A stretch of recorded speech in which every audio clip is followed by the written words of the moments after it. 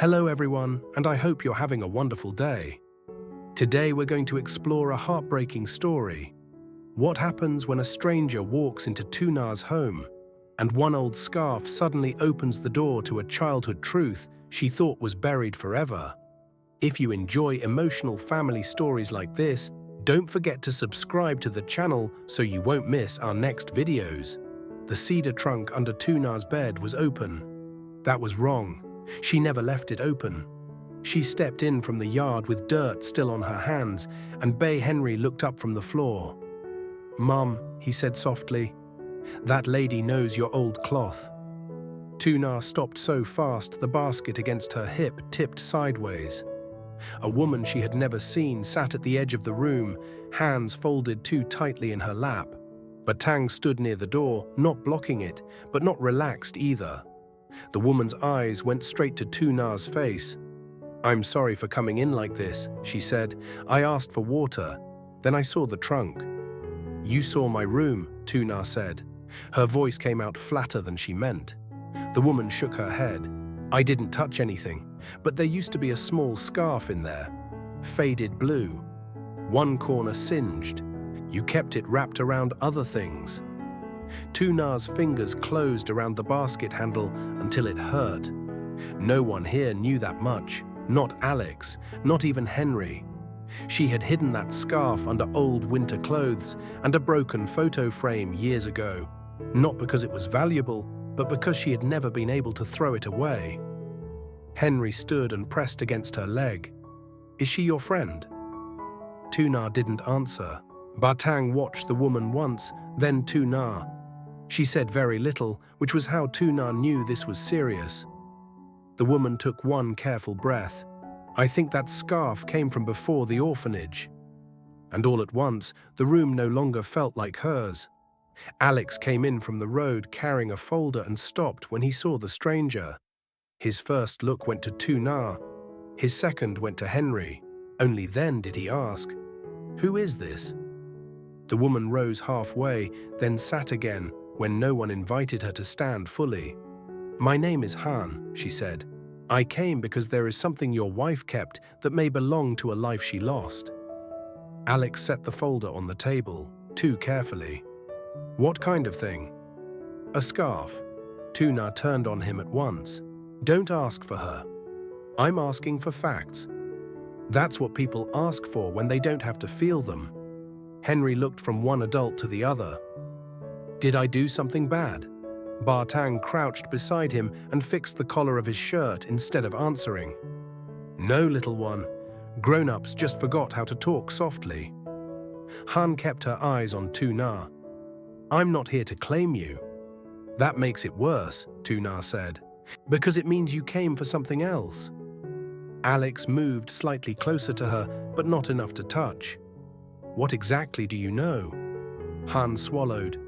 "There was a child left near the ferry steps 18 years ago. She had a fever. She had that scarf." Alex's jaw tightened. Tu Na laughed once. It had no warmth in it. "A lot of children had fevers." "She burned her hand on a kettle 2 days earlier," Han said. "The scarf was torn to cover it. That landed differently. Not because Tu Na believed her, because her body reacted before her mind did. Her right hand curled without permission. Alex saw it. Tang saw it too. From the yard, a car door shut. A moment later, Alex's mother stepped inside without removing her sunglasses. She took in the room in one sweep. The stranger, the open trunk, Tu Na standing in the wrong part of her own bedroom, Alex still in his work shirt. "What happened?" she asked. No one answered quickly enough. That told her enough to change tone. "To whoever you are," she said to Han, "you will say only what you can prove." Han nodded. "I know more than I should about the scarf." Tu Na's face went cold again. That was the problem. Not that the woman knew too little, but that she knew just enough.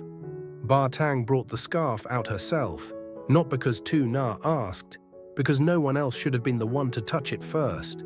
It was smaller than Alex expected, thin with age, faded blue, almost grey at the folds. Tu Na stared at it like it had betrayed her. "I thought a Nian found it at the orphanage," she said quietly. Han shook her head. "No, she may have kept it with you there, but it was yours before that." Tu Na's mouth opened, then closed. Han pointed but did not reach. "In the stitched edge, there's white thread in one place where the seam was repaired badly. I did that on a boat bench with shaking hands." Alex's mother frowned. "That could be guessed." Han looked at Tu Na. "Then unfold the left corner." Tu Na did. Her fingers were steady until they weren't.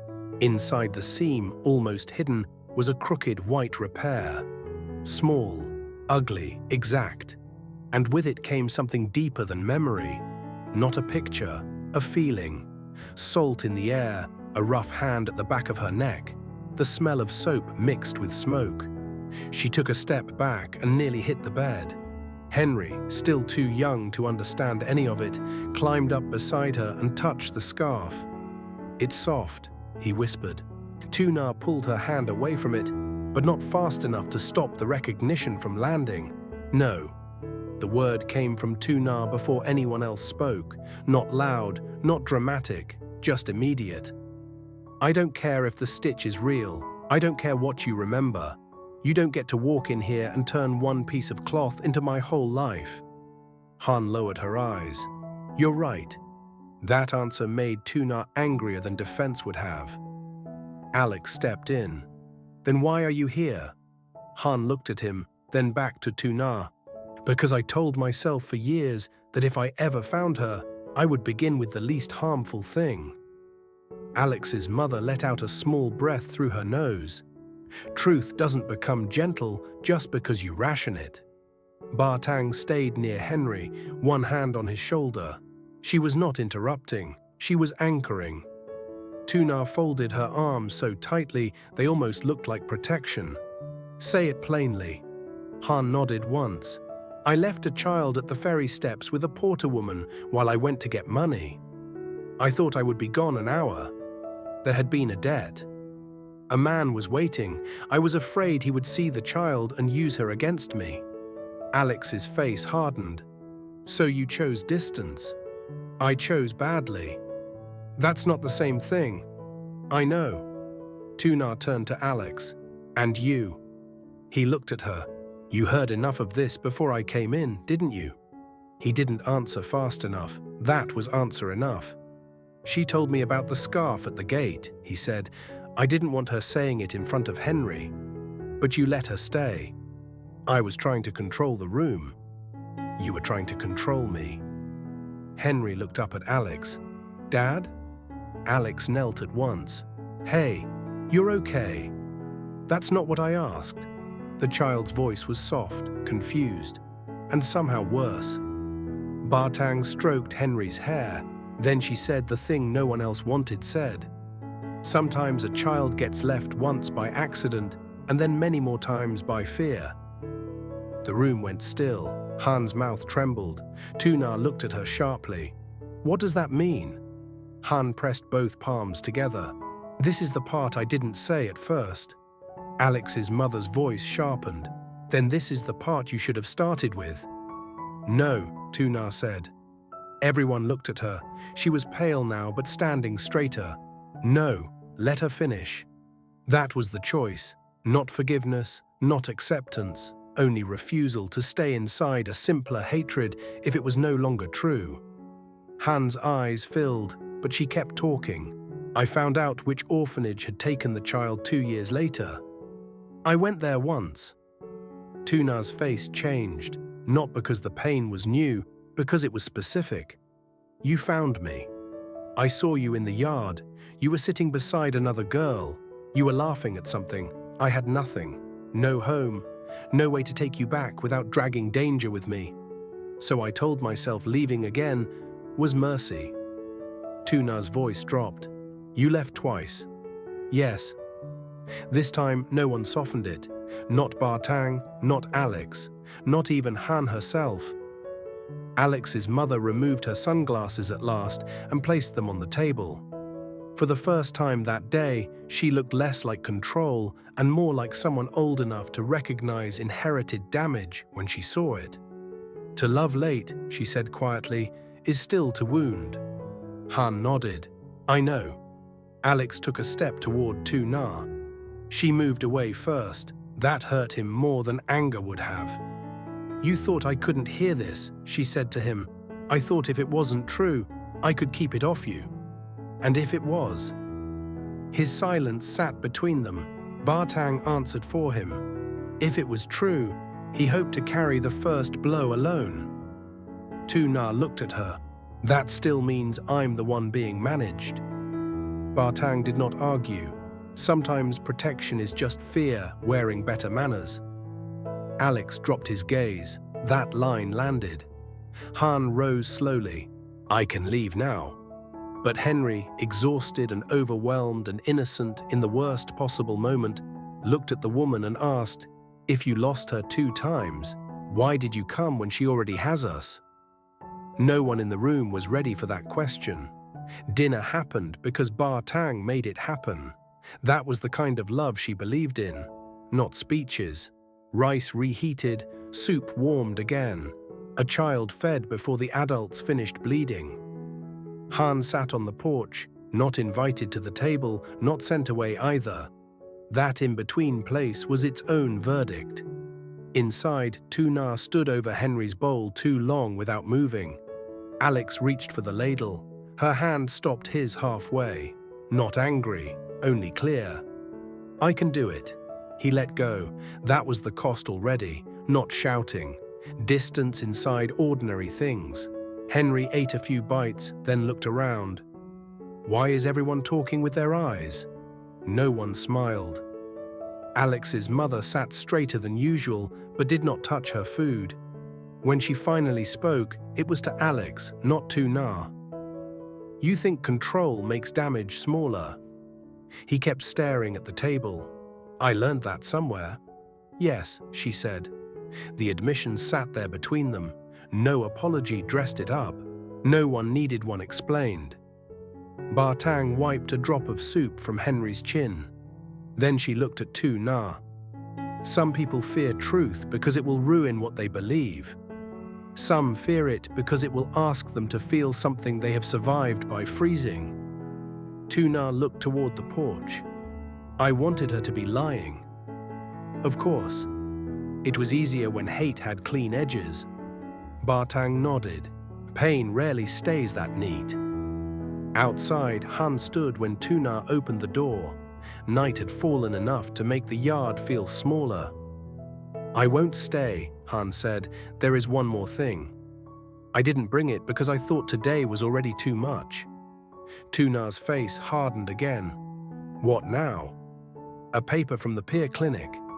The first name I gave you before everything changed. I can bring it tomorrow. Alex moved at once.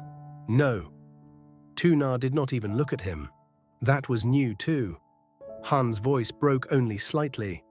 I'm not asking you to call me mother. I'm asking whether you want the rest of the truth. Tu Na stood with one hand on the doorframe, the house behind her, the woman outside it. Her old life somehow waiting between both. Finally, she said, come in the morning. Not tonight. It was not welcome, but it was not refusal. And everyone in the yard knew that was the more dangerous answer. Henry fell asleep early. Too early for a child who usually fought bedtime with questions.